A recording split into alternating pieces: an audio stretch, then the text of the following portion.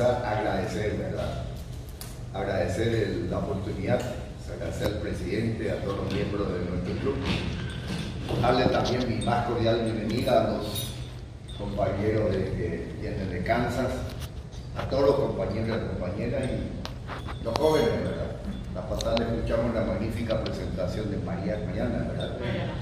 Sobre Austria y me encantó muchísimo, así que vamos a hablar, no voy a hablar mucho porque el tiempo siempre es corto y el tema es bastante complejo, pero algunos flashes de lo que pasa con el agronegocio, el agribusiness, ¿eh? ¿Por qué elegimos ese tema? En primer lugar, porque tiene una implicancia demasiado grande el agronegocio en Paraguay, como vamos a ver adelante. Entonces voy a presentar un poquito el contexto del agronegocio y luego vamos a entrar a la problemática actual y un poquito la perspectiva hacia el futuro. Siempre un clima bastante optimismo. Ahí está. Conceptualizamos, todos conocemos lo que es el agronegocio. Es un término que en realidad no es muy antiguo. Nació en Francia hace como 60 años atrás el nuevo concepto de la agricultura, digamos. Pasó a Estados Unidos, un poquito Brasil, y nosotros instalamos este nuevo concepto hace más o menos 20 años. Poco liderado por la Universidad de San Carlos, en la que estoy yo metido, ¿verdad? Entonces, cuando hablamos de agronegocio, estamos hablando de ampliar un poquito, porque la gente critica mucho la agricultura y la ganadería y el forestal, y dicen que no genera empleo, y dicen que cosas negativas más que cosas positivas. Pero cuando en realidad tomamos el concepto más global, más amplio, las cosas cambian, ¿verdad? Porque el agronegocio no solamente lo que ocurre en la estancia, lo que ocurre en la chacra, sino todo el contexto, la macrovisión. Como dice la alemana, Weltanschauung. Tenemos que comenzar en Paraguay también tener la macrovisión, porque de lo contrario nos ponemos en una situación muy puntual, en un extremo, en otro extremo y comenzamos a pelear, ¿no? Porque nos vemos el contexto global, ¿verdad? Entonces acá decimos hoy, no hay que ver la agricultura solo como una producción primaria, la chacra, o de la estancia, sino más bien todo el análisis debe hacerse en el contexto global. Los bienes primarios salpican positivamente a lo largo y ancho del país. Este año un caso muy típico, ¿por qué? Tuvimos problemas en la agricultura, por cuestiones climáticas y por cuestiones de precios que vamos más adelante. 1.300 millones de dólares menos de divisas que entraron. Y sentimos acá en el urbano. Así que alguien que está en el urbano no puede decir que yo desconozco y para mí no es importante el agronegocio. Entonces el concepto de pensamiento debe cargarse en forma global. Hay un filósofo alemán que se llama Hegel y él decía una gran verdad. Él decía que la verdad está en el todo más que en las partes. El contexto global de todo más que en las partes. Si fuera eso, entonces a lo mejor ni el club Cerro Limpio es tan importante, sino el deporte es más importante, porque es todo, el club es parte. Quizás un partido político A o B no es tan importante como la política es importante, ¿verdad? Entonces ese concepto global es la que estamos tratando de transmitir a través de esta idea. Los conceptos holísticos no restan a la agricultura su importancia central. Central es el agricultor, central es el productor, y central es la agricultura y central es la ganadería. Aún así, en latín decimos sin agricultura ni sin agricultura, el concepto global, no hay nada. Entonces, ¿cuál es la importancia? El 60% de la economía de Paraguay y del empleo están directamente o indirectamente relacionados al agronegocio. 27% de la agricultura directa, agricultura, ganadería y forestal, 15% de la industria, porque el 75% de la industria en Paraguay son agroindustria. O sea, no hay casi otra industria. O son fábricas de aceite, fábricas de balanceado, fábricas de leche, fábricas de computadora, algodón, fábricas de carpintería, de madera, así que el 75% está directamente relacionado con la agricultura. El 4% de las construcciones también, estamos hablando de silos, estamos hablando de depósitos, estamos hablando que está relacionado. Si no habría agricultura, no habría muchas construcciones. Y el sector servicio 14%, bueno, el 50% del Producto Interno Bruto de servicios, más el 50%, de los cuales otra vez 14% están relacionados directamente con la agricultura. Las finanzas, los créditos, la educación, la enseñanza, entonces el transporte, por ejemplo. Son casi 20 millones de toneladas que hay que transportar todos los años, ¿verdad? Esto genera un empleo directo e indirecto fuerte, porque no solamente el chofer, el mecánico, el vendedor de combustible, el gomero, o sea, es un contexto bastante global. Entonces, 60% del empleo y la economía del Producto Interno Bruto están relacionados al sector del agronegocio. Bueno, ¿qué busca el agronegocio? Ganar dinero. A veces nos enojamos con la gente que gana dinero, pero se busca ganar dinero, porque es un dinero genuino, es un dinero que no viene de la mafia, no viene del tráfico de narcóticos, tampoco viene del lavado de dinero. Es un dinero genuinamente logrado del trabajo, del esfuerzo, del sacrificio. Pero también hay que ahorrar dinero. Finalmente hay que invertir. Y eso el agronegocio entiende muy bien. Si no invertimos, no creamos futuro. Gastar el presente, invertir el futuro. Si no hacemos inversiones, no creamos empleo, ni riqueza, ni nada. Entonces, esos tres conceptos primero son conceptos económicos. Ganar dinero, ahorrar dinero, invertir dinero, ¿verdad? Fundamental. Y eso busca el agronegocio. Y lo hace relativamente bien. Hay que decir que lo hace relativamente bien. Y dar dinero es otro, porque tenemos que también cooperar, es un aspecto ya más social. Dar, distribuir, pagar los impuestos, ser formal, cooperar, hacer cooperativa, lo social que también es importante. Esto en realidad viene un poco de la ética protestante. No tiene nada que ver de religión eso. El hecho, la gente al agronegocio lo veo que tiene bien claro ese concepto. Desde muy chico, desde muy niño, ya la gente comienza a tener ambición por ganar dinero. Pero también son ahorristas y comienza el niño ya a trabajar con sus padres, ¿verdad? Es un concepto. Casi todo el agronegocio está en manos de estos cuatro principios básicos. Como el ejemplo de Emilio. Emilio es, por supuesto, católico. Por eso digo, nada que ver con la religión. Pero la mentalidad de Emilio, como cualquiera de nosotros, en el fondo, consciente o inconsciente, estamos viendo eso. Lo cual no es tan fácil, porque hoy estamos en una sociedad de consumo. Y las cosas van cambiando, incluso en Estados Unidos, incluso en los países anglosajones, porque hay una realidad que es un poco preocupante. En primer lugar, antes, ¿qué pasaba? En general el mundo primero trabajaba para ganar dinero, luego ahorraba y el tercer aspecto era compraba. Y hoy la sociedad de consumo, y es una preocupación mundial, nos lleva al revés.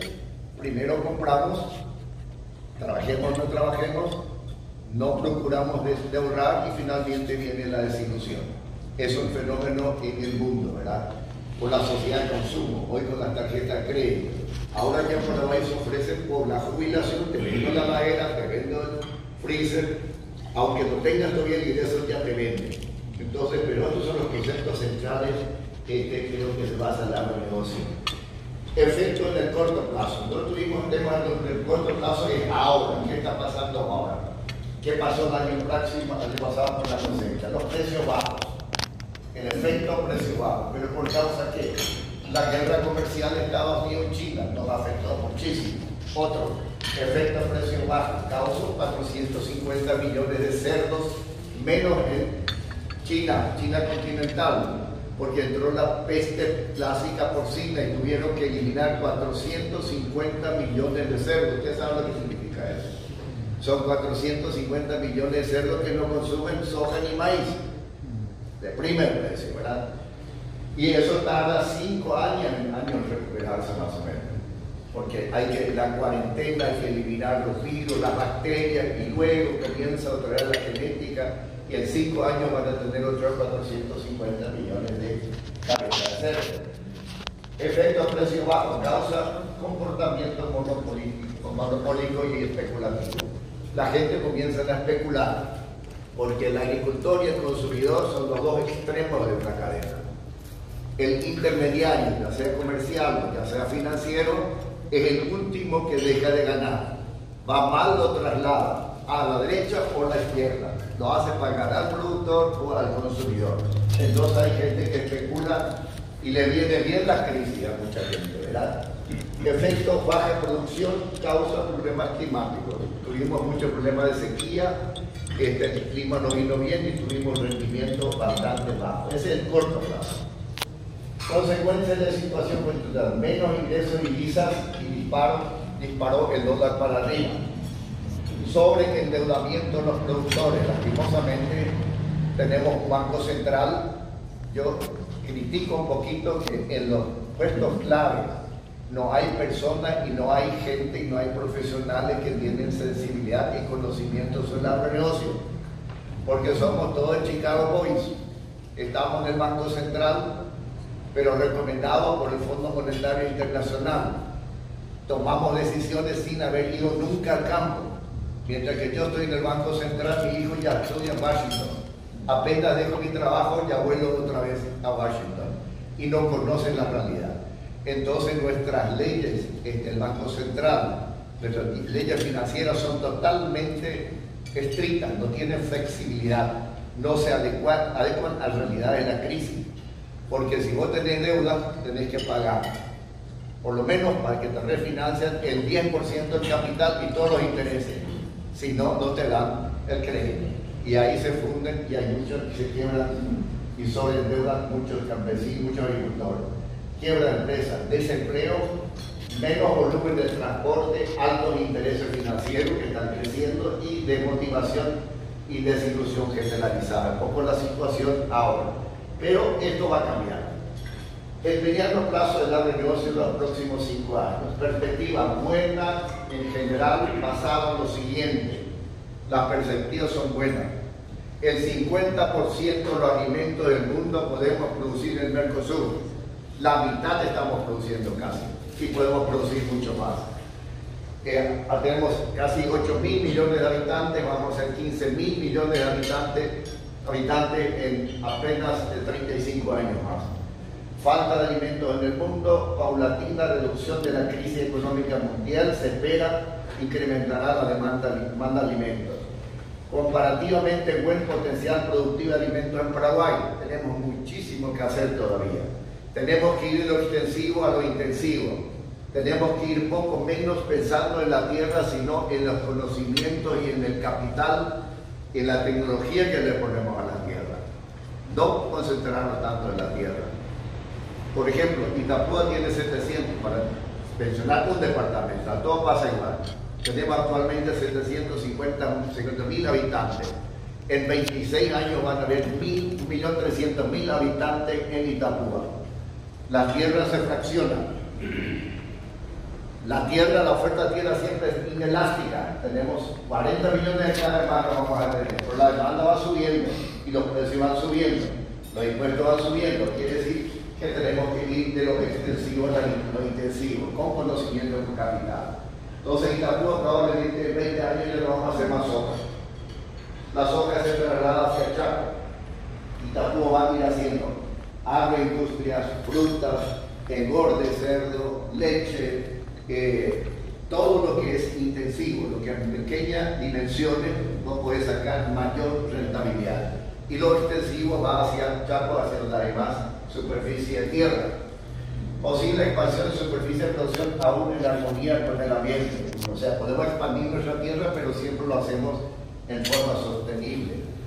Gran potencial incremento de la productividad en base a tecnología, tanto la mecánica como la robótica que está entrando ya en Itapúa, tanto Paraná a través de los nuevos mecanismos, digamos, de cosechadoras, biotecnología, los futuros de la biotecnología. Si yo le pregunto a los estudiantes qué es tecnología, ¿qué me dicen?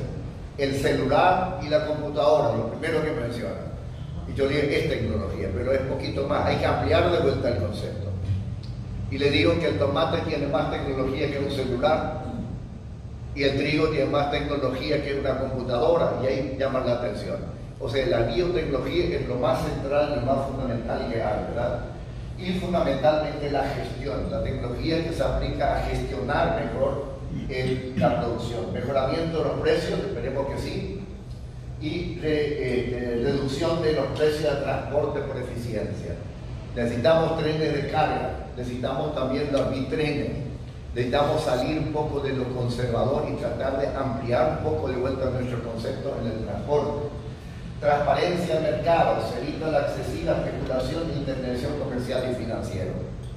Tratar de que le llegue más a los dos extremos el beneficio y aprovechamiento de la eficiencia de la iniciativa privada. El Estado debe reducirse.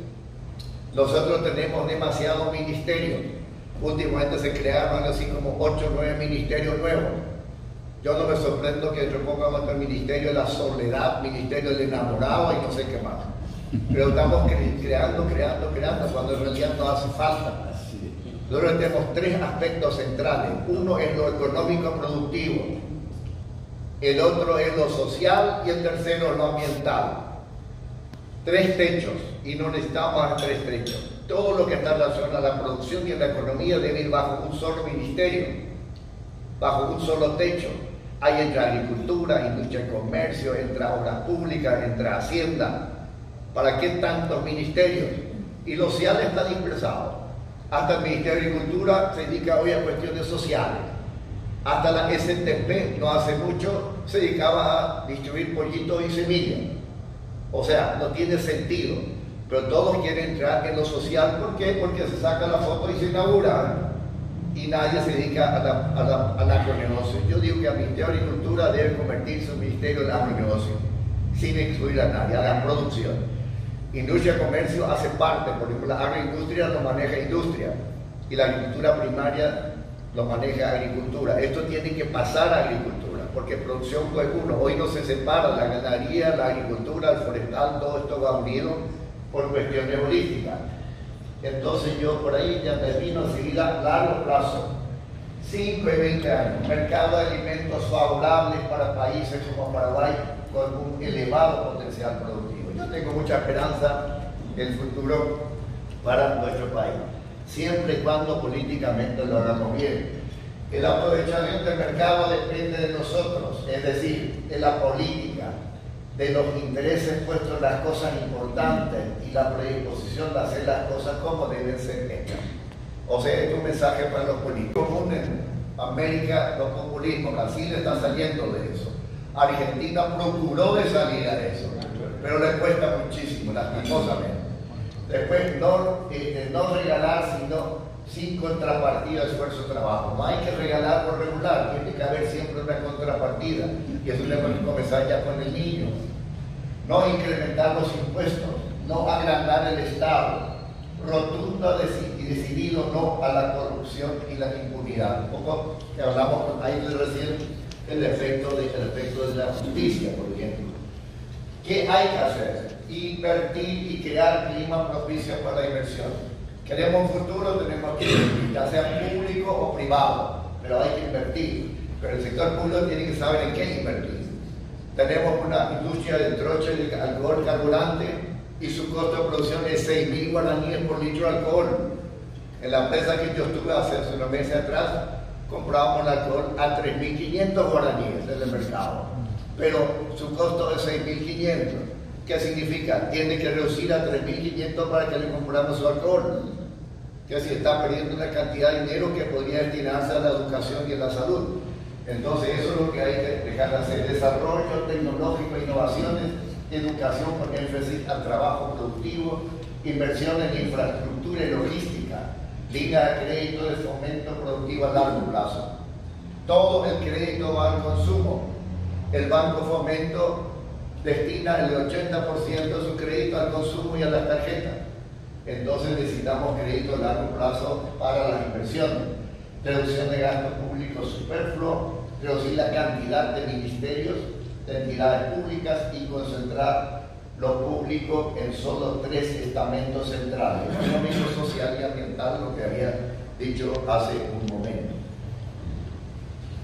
Es importante una entidad con fuerza política que apunta a la producción y la productividad. Todas las entidades públicas apuntan a lo social y no a lo productivo. Estamos muy débiles en lo productivo. Se necesita un ministerio del agronegocio. El agronegocio es el sector más importante por su aporte económico y empleo en el país y no cuenta con una entidad pública de peso político que debería marcar el camino en el equipo económico, en el Banco Central, Ministerio de Hacienda, etc. Soluciones: reconversión del MAC en un poderoso ministerio de agronegocios pequeño pero políticamente y normativamente fuerte. El Ministerio de Agronegocios incluirá la agricultura familiar también, ¿no? Los pequeños también, y la agroindustria es parte del agronegocio también, no hay que separarlo.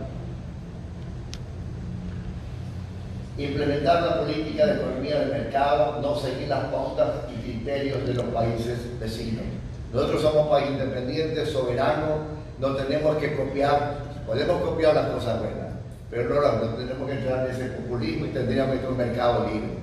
No hay cosa más sagrado que la libertad comercial, a mi manera de ver.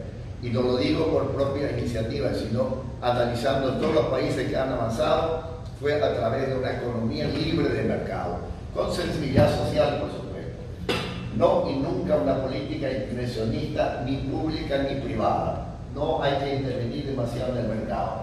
Y eso lo muestro con dos láminas más y ahí termino. Es conocido, por supuesto, la demanda y la oferta y los precios como se fijan en el mercado. Esto sigue funcionando, aunque no crean, sigue funcionando. Y a medida que haya menos intervenciones del Estado en los precios y el mercado sea más libre, mejor funciona esta nuestra ecuación. Evitar subvencionar, no a los precios mínimos que tienen carácter populista. Le voy a decir lo que pasó en Argentina. ¿Qué es un precio mínimo? Lo que ahora está pasando con la mandioca. Si el mercado dice que la mandioca tiene este precio de oferta y demanda, los productores, los campesinos, ¿qué hacen? Insisten para que el precio sea mayor que el mercado. Y ahí viene el subsidio que equivale a ese triángulo. Alguien tiene que pagar, es el Estado. Aquel Estado es el dinero que pagan impuestos. Entonces, esto no hay que hacer.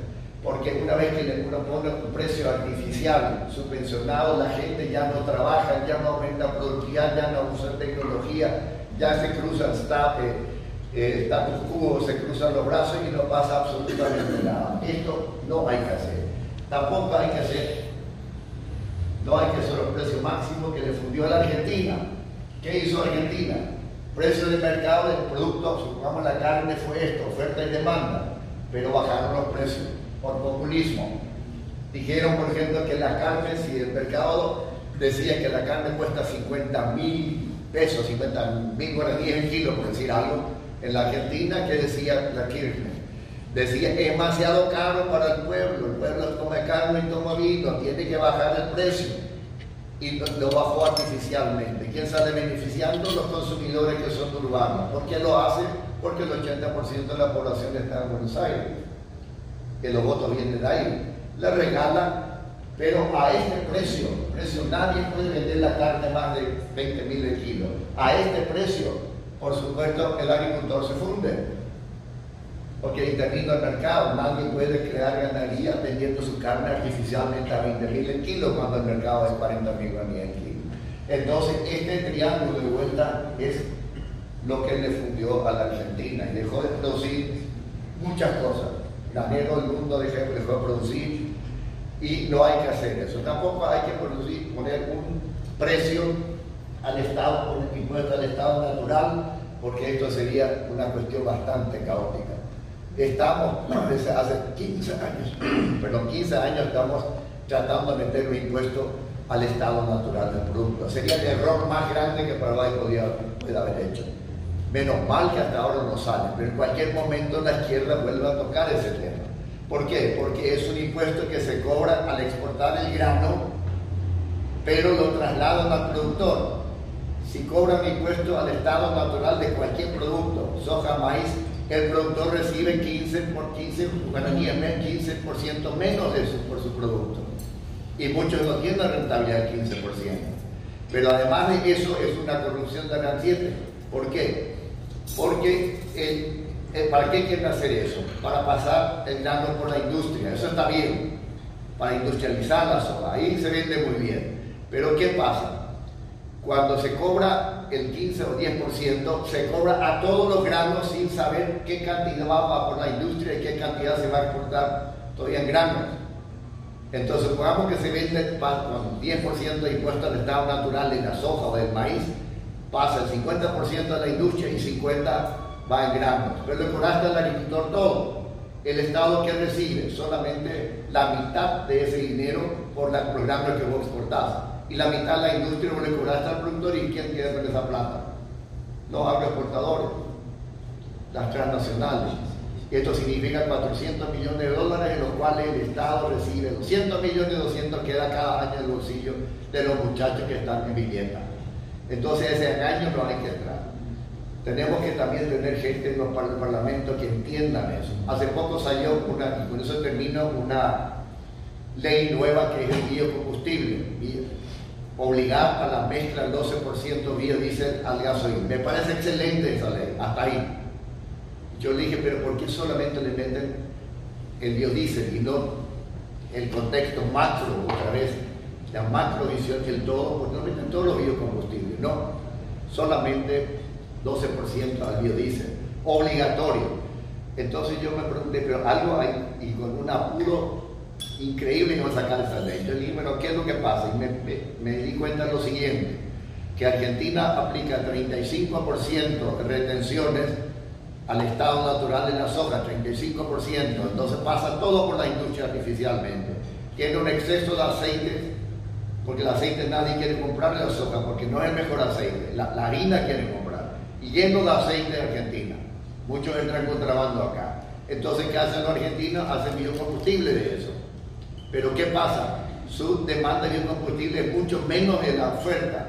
Entonces quieren colocar a Paraguay, por lo tanto nos obligan a nosotros a mezclar 12%. Entonces mandé poner la ley vamos a aceptar, pero solamente para el biocombustible nacional, no argentino.